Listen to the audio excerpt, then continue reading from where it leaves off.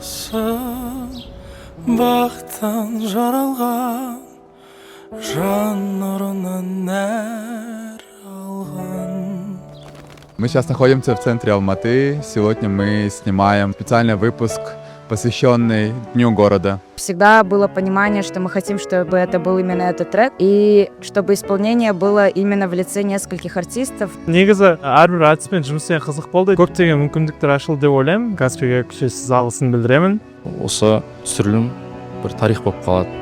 Сол үшін ол тек бір күндік зат емес, болашаққа жасалып жатқан үлкен іс. Бұндай үлкен іс-шараны жасау үлкен қолдаусыз, қиын. Қолдау керек деп ойлаймын. Каспийдің де үлесі үлкен. Сондай бір жылы, күшті, әсерлі бояуларға тола берсін деп айтқым келеді Алматы қаласына. Сұлу көктем жайнасын нұр, гүлі сайрасын бұлбұлым.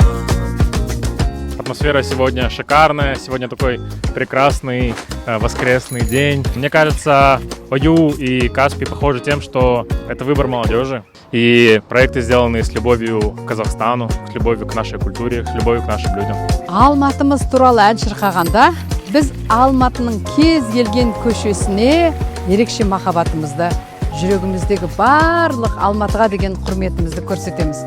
Себебі Алматыға жететін біз үшін қала жоқ. В Каспии мы уже сотрудничаем не один наш проект, и мы очень благодарны нашим партнерам за то, что каждый раз мы можем воплощать наши масштабные идеи. Алматы махаббат орнасы, Алматы өнер ордасы, және де Алматы ең сұлу, ең әсем қала.